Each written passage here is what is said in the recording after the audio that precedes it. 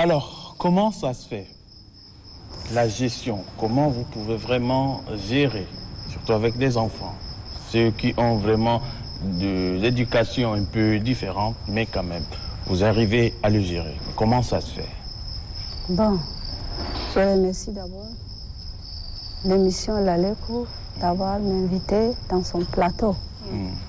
Comme vous le savez, la gestion de la maternelle, comme dit petite enfance, est un peu compliquée, mais ça demande une habitude.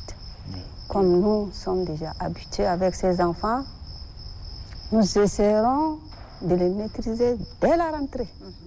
Dès la rentrée, on maîtrise les enfants. Et avec le temps maintenant, comme l'enfant est déjà maîtrisé dès la rentrée, ce serait maintenant facile de travailler avec cet enfant. Mais si dès la rentrée, la maîtresse n'arrive pas à maîtriser l'enfant, c'est ça où elle aura des problèmes. Ce serait difficile. Et surtout la maternelle. Madame Nandigim, vous êtes institutrice? Oui, je suis maîtresse de la maternelle. Vous enseignez à la maternelle? Oui. La maternelle, il y a... Le jardin d'enfants. Oui, il y a la sous-petite. Petite session, moyenne session et la grande section. Oui. Et vous êtes dans quelle section? La petite section. La petite section. La plus compliquée des sections. C'est pour ça que je cherchais à comprendre en fait. Aïe. Comment ça se passe? Bon. Vous gérez bien. Bon, vous avez expliqué tantôt que c'est le départ. C'est le départ. C'est que la suite bon. sera... J'ai pas envie de dire bon. Oui. Bon, la petite section là, c'est un peu compliqué. Bah oui. Parce que l'enfant, il était entre-temps à la maison. Oui. Les papas, les mamans, les frères sont partis au papa au travail, les frères sont à l'école. Lui, il était à la maison avec une grand-mère, bon, une famille ou une bonne. Oui. Et subitement, un matin, on l'habille pour l'amener à l'école. C'est un autre environnement. C'est un autre environnement maintenant. Oui. Donc, à l'arrivée, la maîtresse doit l'accueillir comme son enfant d'abord. Oui. Le prendre dans ses bras. Et comme, quand la séparation va se passer là, l'enfant là va crier. Il y a des enfants qui vont crier, qui vont pleurer. Mais il suffit de leur parler, de leur proposer des bonbons, de leur dire que bon, maintenant, tu as une autre vie matinale maintenant, les autres sont à l'école, toi tu es tout le temps à la maison, maintenant toi aussi tu dois être à l'école, tu dois apprendre. Bon, on essaie de convaincre l'enfant pour qu'il soit à l'aise. Ils arrivent à accepter quand même? Certains enfants arrivent à accepter, surtout les le premier trimestre qui est compliqué. Mais après maintenant ça va, parce que quand l'enfant est déjà arrivé, c'est le système où la maîtresse l'accueille qui fait que l'enfant maintenant soit à l'aise. Mais si on ne l'accueille pas d'une manière acceptable, c'est ça où l'enfant va refuser. Mais si on l'accueille d'une bonne manière, et on le fait comme il est son enfant, comme comme tu es sa maman, l'enfant n'aura pas de difficultés. Il va accepter.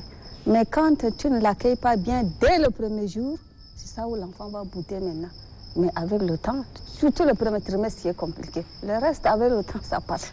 On rapporte souvent que ce n'est pas aussi facile pour vous qui êtes institutrice de vous retrouver aussi avec un enfant. Oui. Nettoyer surtout quand il faut gérer certains besoins, des pipis par là, il faut aller au sel par là. C'est pas évident. Il y a des parents aussi qui se plaignent de toute façon quand ils retrouvent leur enfant sale. Qu'est-ce que vous en dites? Bon, ça demande l'éducation. Ça demande une maîtrise.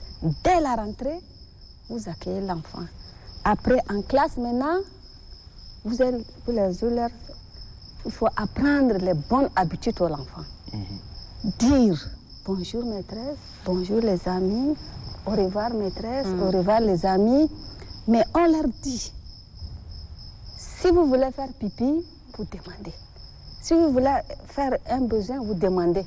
Donc, dès la rentrée, on éduque l'enfant à demander à aller faire ses besoins. Et si il y a des enfants qui ne vont pas parler, il va rester, il va faire sur lui. Mais il faut maintenant dire aux autres que voilà, tel a fait pipi sur lui. Est-ce que c'est bien? Les autres vont, il y a des gens, il y a des autres qui vont secouer la tête. Et ceux qui parlent, ils vont dire que non, c'est pas bien. Moi, c'est bien. Comme ici, prochainement, maintenant, il aura honte. Donc, il va demander à aller faire pipi. Mais nous avons une autre habitude, on les accueille. Après, à 8h30, on les traîne tous à la douche. Celui qui veut faire ses besoins, il fait. Celui qui ne veut pas même, on le ramène. Pour qu'il ait une habitude d'aller à la douche. Voilà, c'est comme ça. Pour ce cas, en fait, moi j'ai vécu un cas. J'ai vécu un cas en Australie, s'il te plaît, où j'ai vu quand même des enfants. Il y a un qui partait pour ses besoins et j'ai vu toute la classe sortir. Bon. Toute la classe sortir. Après, tu ne sais même pas où est-ce qu'ils partaient, mais ils sont quand même là dehors. Après, je le vois, ils rentrent. Après, non, en 2 heures de temps, c'était difficile pour moi de supporter ça. J'ai dit, mais elles font comment les institutrices? Voilà. Dès la rentrée maintenant, on les habitue. Il faut le prendre en fil indien. Ils s'accrochent, on les amène à la douche. Mais parfois, comme vous le dites, on ne peut pas laisser, si vous êtes 2, il y a une maîtresse, il y a une assistante, il n'y a pas de problème. L'autre peut s'occuper des enfants qui n'ont pas. Quand on demande qui veut faire pipi, c'est lui qui veut faire pipi, il s'en va. Mais celui qui ne veut pas faire pipi, l'autre maîtresse reste avec lui. Mais dans le cas où vous êtes seul, vous êtes obligé de les amener tous. Parce que quand tu le laisses en classe, tu ne sauras pas qu'est-ce qu'il va faire après toi. Donc il faut l'amener, même s'il ne fait pas pipi, il reste avec les autres. Ils font pipi et vous les ramenez ensemble. Comme ça, vous êtes garantis. Ça fait rire un peu, mais quand même, c'est pas donné à n'importe qui de supporter ce genre de comportement. Vraiment, on vous félicite. Mais la question est que ça fait combien d'années que vous enseignez à la maternelle? À la maternelle, depuis 2003. Depuis 2003. Depuis 2003. Après, j'ai quitté en 2015-16. J'étais ailleurs, j'étais vers Haraz, j'étais vers Bagassoula. Bon, j'avais trouvé que vaut mieux que je revienne. Comme je suis habituée avec les enfants, je suis revenue en 2017. Je suis revenue en classe encore. C'est votre monde, hein? Vous vous y plaisez? Oui. Ça vous manque parfois les enfants quand vous ne les voyez pas? Bon, c'est par l'amour, c'est par l'amour. Y compris mes enfants à moi aussi. Imaginez quand une mère est loin de ses enfants, c'est pas facile. Donc je préfère mieux venir enseigner mes enfants et m'occuper de la mienne qui sont à la maison aussi. On dit souvent qu'il y a des enfants rebelles. Est-ce que vous rencontrez ces cas? Il y en a. Il y a des enfants rebelles. Têtus. Têtus. Quand on l'amène déjà, pour le faire séparer de son papa, c'est un problème. Il faut que le papa se cache pour repartir. Il va se mettre à jeter ses amis. Donc, quitte à la maîtresse maintenant de les maîtriser. De lui parler, de le maîtriser, de lui apprendre comment vivre avec ses amis. Et le plus souvent, ces enfants rebelles, ce sont des enfants intelligents. Et plus tard, c'est lui qui va t'aider en classe. Il demande juste d'encadrement. Juste d'encadrement. Demande juste le maîtrise. Moi, j'ai vécu une scène quand j'étais en classe de 5e, je pense. Et donc, notre école... Dire quand tu étais à la maternelle. Non, c'est pas moi, c'est pas mon cas. Je ne vais pas revenir sur mon cas aujourd'hui. Et donc, mon école est... Bon, après, il y a le collège, le lycée et aussi la maternelle qui est là. Donc, ce jour-là, mon père m'avait déposé à la maternelle parce que je voulais voir une maîtresse. Et j'ai vu une mère qui a déposé son enfant. L'enfant, en descendant de la voiture, son sac, parce que naturellement, il y a à manger dedans, on sait que c'est son pain, son jus, un peu de l'eau. Et il ne voulait pas aller en classe. Et sa mère lui a dit, tu vas aller à l'école aujourd'hui.